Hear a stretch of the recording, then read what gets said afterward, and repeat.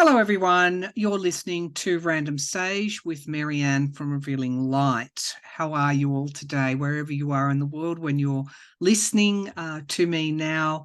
Hello to you. And I want to take this moment here to wish you peace and goodwill, because Lord knows we are a world in desperate need of peace. I just want to pick up on the Australian voice referendum to begin with, and then we'll move toward the Middle East.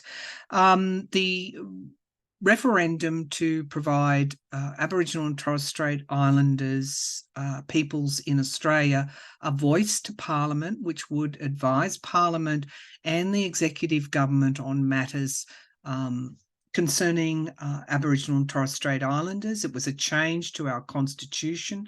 We were asked, did we want to change our constitution to incorporate this voice? It was held yesterday, right around a solar eclipse, which is occurring in Australia now. And of course, we're 15 hours behind the rest of, the Northern Hemisphere anyway. It was defeated. A resounding defeat, and unfortunately I predicted that from the get-go, from maybe 12 months ago, when the referendum to change the constitution in Australia was mooted. It was a resounding defeat, and I can only imagine how elders, members of the stolen generations in Australia, would be feeling today. In fact, many have just close their doors, turn their computers, phones off, and they are in a state of mourning. Now, the defeat was quite significant. There were no states where the yes vote got up, except for the ACT. It's a territory which incorporates Canberra and it surrounds. It's a very small enclave of Australia where we have our embassies, our parliament, and our public service. I know that Australians are not racist. I mean, like everywhere, there's going to be a portion, a subsection, and I do say subsection because it's below the norm here. There will be a subsection of racists in Australia, just like there is in any other country. But I do not feel, I do not feel that the resounding no that was given was a result of racism. I intuitively know that. I logically know that. The researcher in me, the analytical mind in me knows that that's not the case. The Australian that knows other Australians know that that's not the case. I think that it was a case of it was a step too far for most Australians to change the constitution. And I won't go into the reasons why they would have thought that. Most referendums in Australia fail. It seems like we are pretty risk averse when it comes to changes to our constitution. And so today it's an interesting feel here in Australia. There's sorrow, there's compassion for the Aboriginal and Torres Strait Islanders who would be taking this as a total rejection. The voice was supposed to be a gift to Australians to hear us speak. Will they legislate a voice instead? The current Prime Minister of Australia says no, but they will look at ways to work with Aboriginal and Torres Strait Islander people that really put the emphasis on the ground, from the ground up. Let's listen from the ground up. As an intuitive, I feel further down the track. There was a good percentage of young people between 18 and 35 who voted yes for the constitutional change. I think down the track, we're going to be looking at sovereignty for Aboriginal and Torres Strait Islander people. And I do feel that is on its way. I think that kind of resounding no. I don't think anyone is really all that shocked in Australia, because it's mirroring this new reality where we're looking for something new. We're not looking for blame. We're not looking for recriminations. We're not looking for to be whacked around the head with anything really. And I keep talking about extremism. Um, we're looking for sound, solid, logical, innovative ways forward. We are tired of, some of us are tired of the same failed situations. We all know there has to be a new way. We are demanding concrete solutions. We kind of feel like we don't want to waste any more time. And we're looking at what works for the collective rather than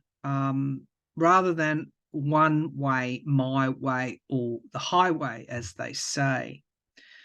It's my way or nothing.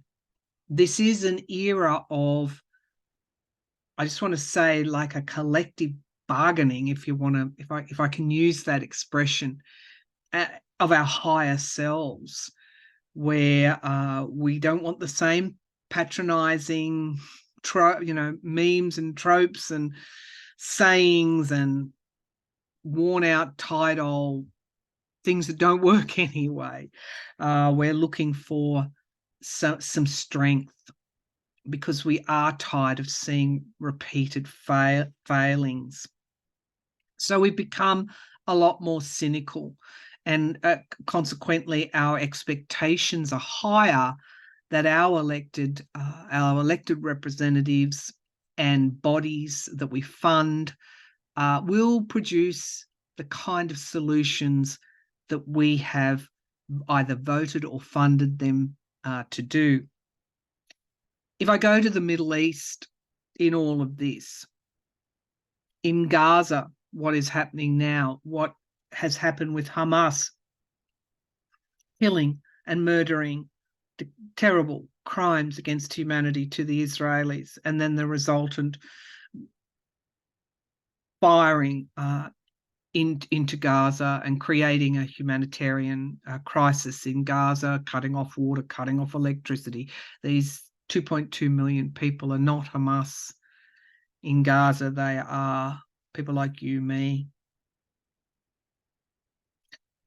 Why has this happened? Why are the same old players pulling the strings? Why are the Middle Eastern powers still harboring terrorism? Hamas, Al-Qaeda, ISIS, they're still very active in places like Syria, and indeed in Sudan as well. In Lebanon, Hezbollah. In Iran, what is happening to the Iranian people under the Ayatollah and the religious fundamentalist regime. We're tired of a world that doesn't produce solutions, that we are continually drawn into this state of war and peril and insecurity and fear. Indeed, Russia's invasion into Ukraine in February 2022, after 2 years of a world pandemic. How did that happen? How is it that 2 years later, or almost 2 years later, there's no real end in sight? How can we not stop? How come we cannot stop the bloodshed and the uncertainty? Our old ways, our old structures are not working. They have failed us. They have let us down. As Pluto moves from Capricorn into Aquarius, thank God that Pluto moves out of Capricorn into Aquarius in January, we are going to see some relief as the months and years go by. there'll be a fundamental shift. Pluto in Capricorn serves the elite, the rich, corruption in our financial systems. That's the rise of the oligarchs, and oligarchs are everywhere. They're not just in Russia. The top 1%. All of that happened under Pluto in Capricorn. When Pluto moves into Aquarius, we have more of an emphasis on collective. But what we're seeing now are the crimes and corruption. Crimes and corruption to do with money that are affecting us all. Did you know, for example, that Israel has been a haven for Russian oligarchs fleeing Putin? They have their systems set up over there where you can come in and settle in Israel, gain citizenship. Netanyahu himself, very close to Putin, and also to the former president of the United States. Netanyahu put himself back into power by forming an alliance with the hard right, trying to take away the authority of the Israeli Supreme Court while he was facing indictment and charges for corruption. He took his eye off the ball. Apparently, he was warned of what was going to occur, and those warnings fell on deaf ears. And look where this has all got us now. So as Pluto moves into Aquarius, it is exposing the corruption of the oligarchs, if I can just put it that way. The very, very rich, the corrupted financial systems that serve only in a never-ending loop the top wealthiest people in the world. In a way, it's time for younger leaders with vision who are able to work in a bipartisan way. It's also time for accountability of our structures, the United Nations, which was set up to mediate, prevent, provide a forum where instead of going to war, these intentions and motivations could be stopped before they got to that. It's time for reform of the International Criminal Court. Still hasn't found Putin committed war crimes in Bakhmut. At the beginning of the war, we saw the vision. We saw on our TVs decomposing bodies, tied up, executed civilians. The International Criminal Court has found Putin committed a war crime in taking away Ukrainian children from Ukraine and taking them to Russia in order to reprogram them as Russians. But I am not aware that it's found that Putin, in bombing playgrounds, hospitals, preschools, summarily executing civilians, I don't know there's been a finding there yet. Our high courts, and I go to the Supreme Court in America, one scandal after the next, tied to the oligarchs,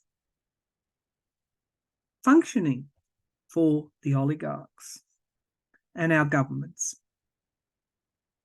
in America and around the world, where government is tied to not so much the present government in America, but certainly the former government in America under Donald Trump, tied very closely to the high end of town, the billionaires, throwing business their way. In fact, it was a revolving door, his government, of millionaires and billionaires getting handouts and favours, including himself. Broke the emoluments laws many times over, enriching himself personally while being the President of the United States. How do all these things happen? Well, we're seeing them up close and personally now. We have no choice. We are seeing the fruits of the corruption that's been there for a very long time. It's bold, it's in our face.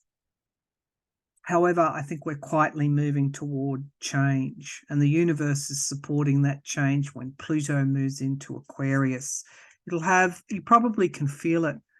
You're seeing the corruption of Pluto in Capricorn, but once we move into Aquarius, there's a whole different feel,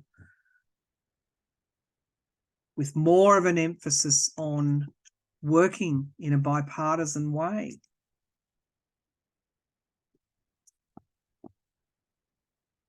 On solutions that are new and innovative.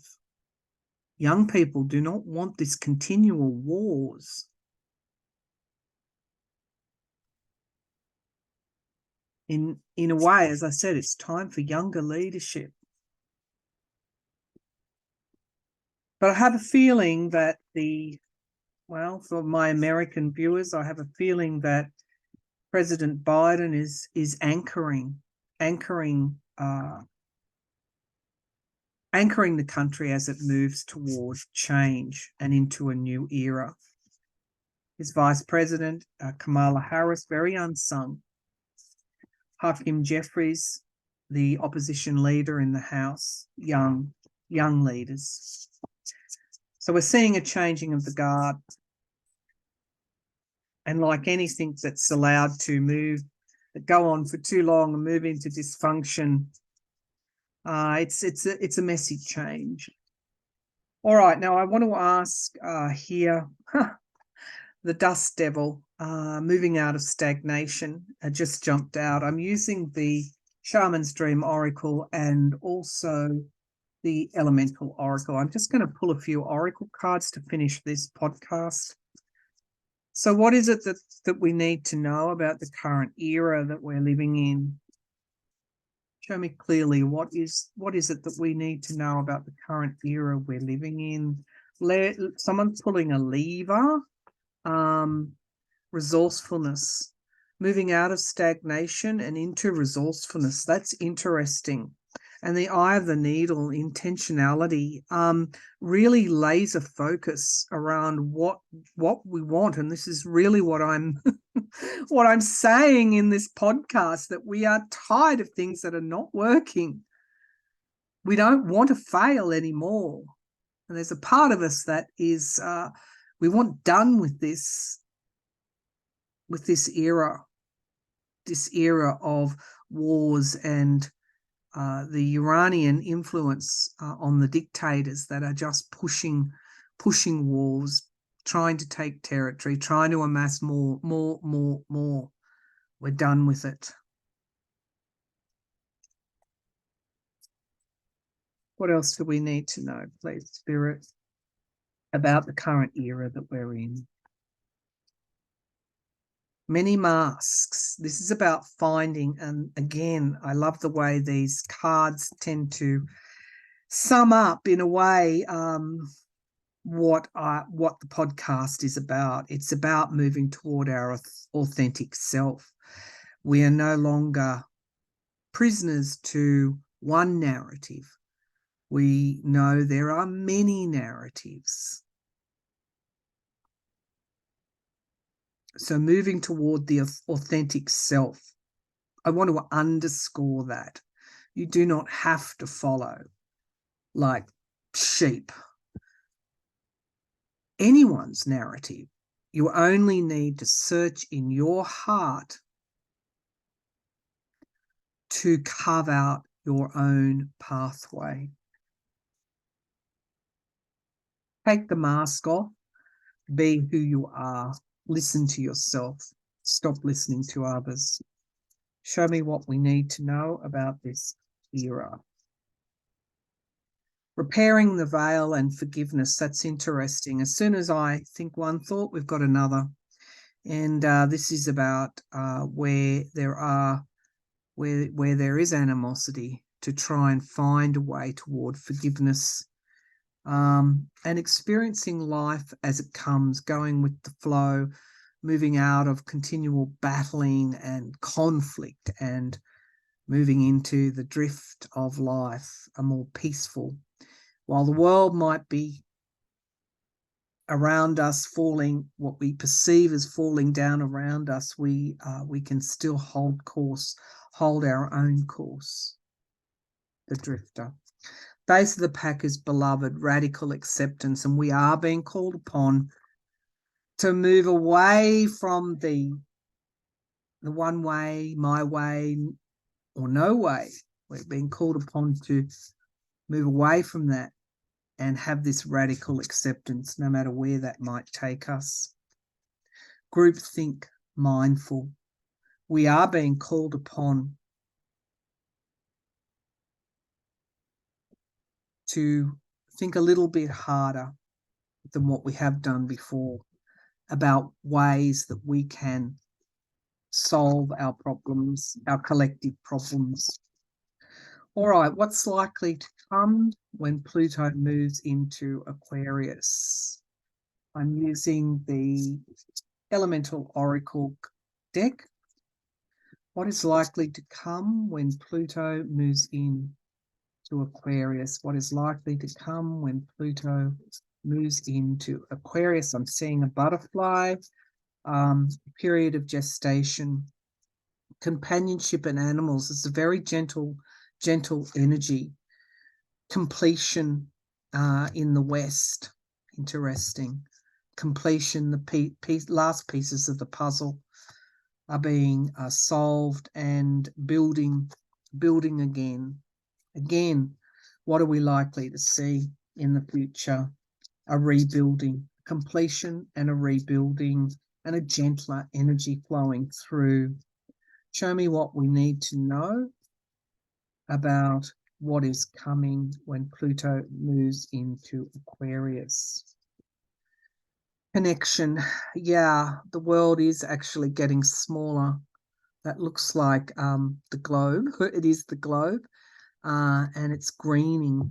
There's a greening here, a new growth, the biome, right down to the cellular level, the soul and passion. Wow, we're changing our soul's path as a collective, and we're getting clarity on what is needed as we move forward. I kind of thought that is what's likely to happen as Pluto moves into Aquarius. A great deal of clarity about where we need to put our next steps. And we have life, breathe. I think that's probably a good place to leave you now. If you are anxious, take a breath and breathe. You are part of the collective, a very valuable part of the collective. I'll see you again next week for another episode of Random Sage with Maryann from Revealing Light.